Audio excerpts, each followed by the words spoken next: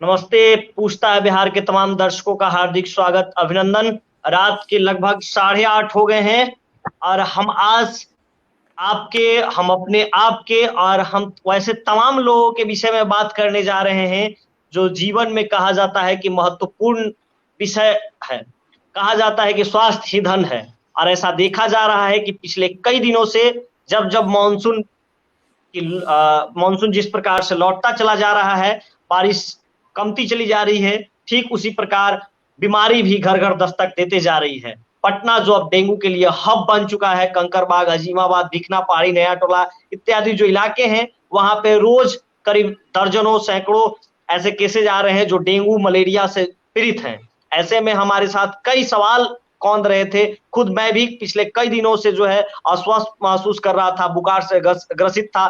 कई लॉज में मैंने बात की जहां पे लोग अपनी समस्याएं गिना रहे थे कि बुखार आ रही है, डेंगू की समस्या आ रही है। ऐसे में हमारे साथ बातचीत करने के लिए आज डॉक्टर राजकिशोर शर्मा है। सर, सबसे पहले बहुत बहुत स्वागत। आप सभी को मेरा नमस्कार। आपके साथ साथ जुड़े हुए सभी दर्शकों को और श्रोता बंधुओं को मेरा नमस्कार। जी सर का मैं परिचय करा दूं, उसके बाद सवालों के फहरिस्त पर चलूंगा, सवालों का जवाब भी लिया जाएगा।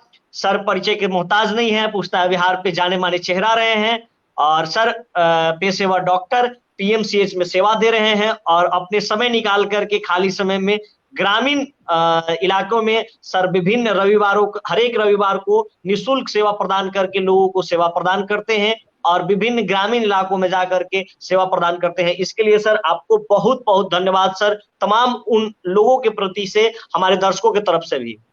जी जी जी। जी सर, डेंगू पर आ जाते हैं सर। चूंकि ऐसा देखा जा रहा है कि पिछले कई दिनों से, पिछले एक सप्ताह से पटना में जो है अधिकांश मरीज जो है डेंगू के आ रहे हैं। सर, डेंगू का जांच क्या है, कहाँ पे जांच कराए ताकि दौड़ना न पड़े? जी जी। सबसे पहली बात है, मैं ये बताऊं कि डेंगू है क्या। जी यह एक तरह का वायरस जनित बीमारी है और ये जो स्प्रेड होता है, इस बीमारी जो फैलती है, इसको हम लोग एक वेक्टर बॉर्न डिजीज कहते हैं, यानी मच्छर जनित। ये मच्छर के द्वारा एक से दूसरे व्यक्ति में फैलता है। जैसा कि हम सभी जानते हैं, जो वेक्टर है इसका, जो मॉस्क्यूटो है, दैट इज एडीज मॉस्क्यूटो।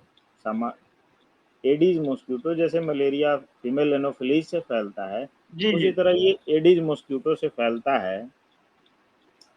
और जो वायरस है उसका नाम भी डेंगू वायरस है। यह सामान्यतः 4 सीरो टाइप होते हैं, टाइप डेंगू 1, 2, 3 एंड 4। कहीं कहीं टाइप 5 भी हुआ है। ऐसे में है तो ये most of the time self limiting बीमारी।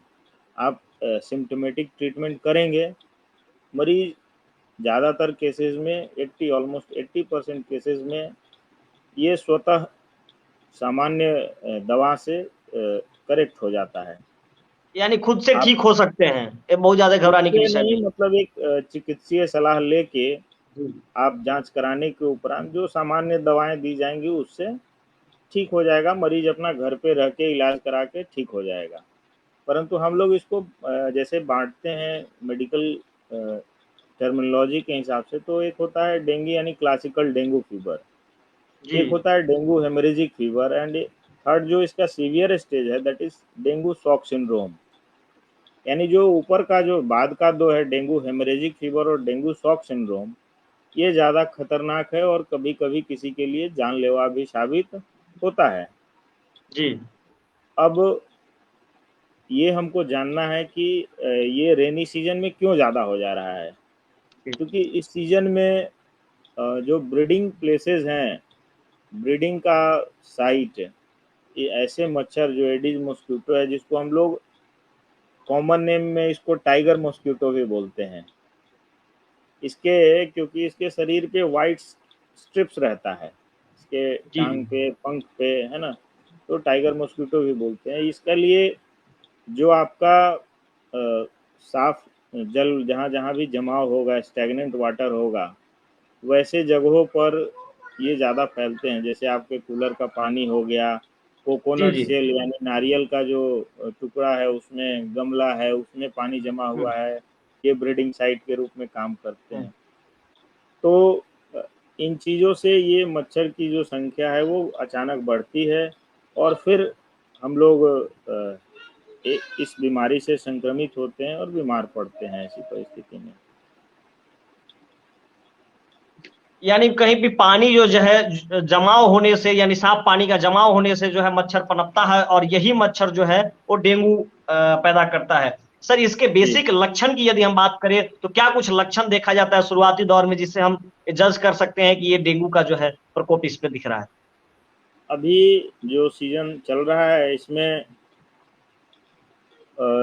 मुख्य जो सबसे इम्पोर्टेंट सिम्टम है, जो 2-3 हैं। सबसे मुख्य है आपको फीवर। जी। फीवर होगा जो हाई ग्रेड भी हो सकता है, 101, 2, 3 इस तरह से भी फीवर टेम्परेचर हो सकता है आपको। दूसरा है सर दर्द, खासकर जी। आँखों के चारों तरफ। अब मरीज को आभास होता है आँख के आसपास दर्द हो रहा है, यानी आँख गड़ रहा है, ऐसा मरीज कंप्लेन कर सकता है।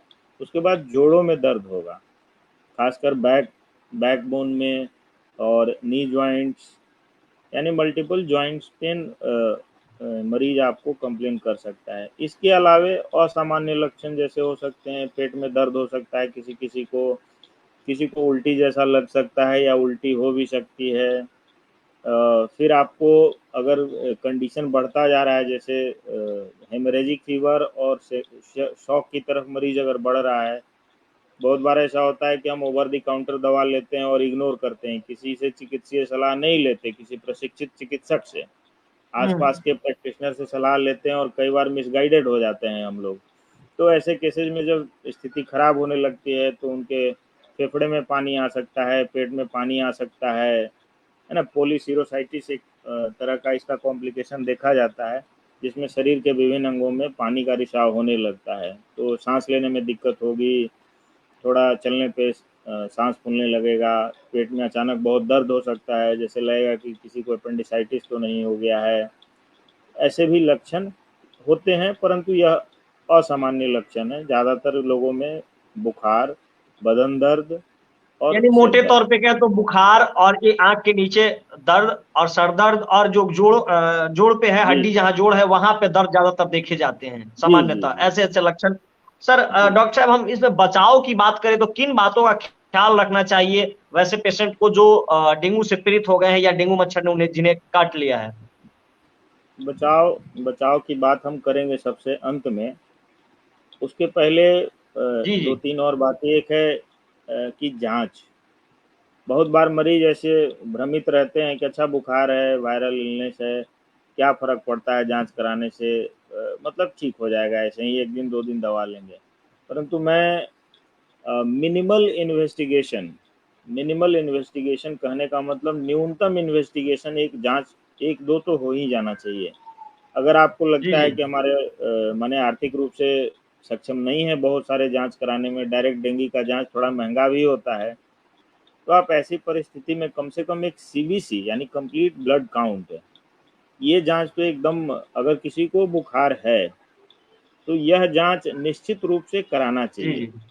वो चिकित्सीय सलाह ले ले, नज़दीक के प्राथमिक स्वास्थ्य केंद्र जा सकता है, अगर बगल में कोई हॉस्पिटल है वहाँ जा सकता है, परंतु यह जाँच अवश्य कराए और चिकित्सक से मिले, क्योंकि इससे भी हमें ऐसे लगते हैं कि हाँ, ये डेंगू है, नहीं है, तो फिर हम फर्दर जाँच के लिए बढ़ सकते हैं। डेंगू सीरोलॉजी कराना चाहिए, NH1 एंटीजन और IgM, IgG 2 जाँच है। फिर लीवर पर इसका असर आता है तो LFT हम लोग जनरली एडवाइस करते हैं। अगर मरीज़ ज़्यादा सीवियर है तो KFT एडवाइस करते हैं, किडनी फंक्शन टेस्ट। यानी जाँच अलग है, परंतु एक जाँच। दूसरी बात एक और बोलेंगे कि हो सकता है कि जो बुखार आपको हो रहा है, वो डेंगू भी हो सकता है, मलेरिया भी हो सकता है। तो जब आप सीबीसी कराते हैं और दोनों के लक्षणों में थोड़ा-सा वेरिएशन होता है, तो ये चिकित्सक ही डिसाइड करेगा कि हम डेंगू की तरफ ज़्यादा जा रहे हैं या मलेरिया की तरफ जा रहे हैं। तो मिनिमल इन्वेस्टिगेशन की भी जो बात आती है, तो एक चिकित्सक आपके लिए बेहतर जज के रूप में काम करेगा, जो आपको बताएगा कि आपको ये ज़्यादा होने की संभावना ऐसा प्रतीत हो रहा है आपके लक्षणों से। ठीक है, तो ये जांच का विषय है। उसके बाद उपचार एक का चीज है। इसमें मैं जोड़ना चाहूंगा डॉक्टर साहब जी। मैं दर्शकों को एक जानकारी दे दूं कि आपके आसपास या फिर जो सदर अस्पताल है, जिला अस्पताल है, या फिर पटना में यदि पीएमसीएच जैसे अस्पताल है, वहां पे निःशुल्क जांच भी कराई जा रही है। अगर आप में ऐसा लक्षण पाया जा रहा है या आपके आस पड़ोस मित्र या परिवार में जी जी। किसी को भी ऐसा लगता है, तो आप बेझिझक जाकर के जांच करा सकते हैं। डॉक्टर साहब ने जो जांच सलाह दिया है, आप वहां पर के जाकर के जांच करा सकते हैं, या फिर अगर आप सक्षम है तो प्राइवेट क्लिनिक संस्थानों में या फिर हॉस्पिटल में भी जाकर के आप जांच करा सकते हैं। डॉक्टर साहब, खान पान का क्या विशेष ध्यान रखा जाना चाहिए वैसी परिस्थिति में, जब पेशेंट को लगता हो कि तेज बुखार हो, जोड़ों का दर्द हो, डेंगू या मलेरिया जैसी संभावनाएं दिख रही हो? ऐसी परिस्थिति में एक तो आप बुखार की दवा लें।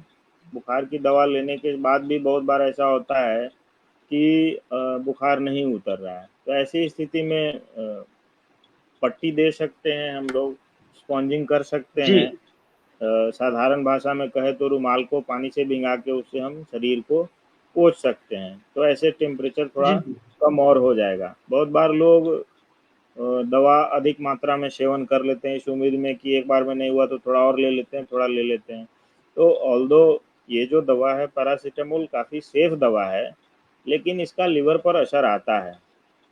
कोई अधिक मात्रा में इसका सेवन कर लेता है, माने स्वेच्छा से अपनी चिकित्सा अनुसार, वो चिकित्सक के बिना सलाह के, तो लिवर को डैमेज करने की संभावना रहती है।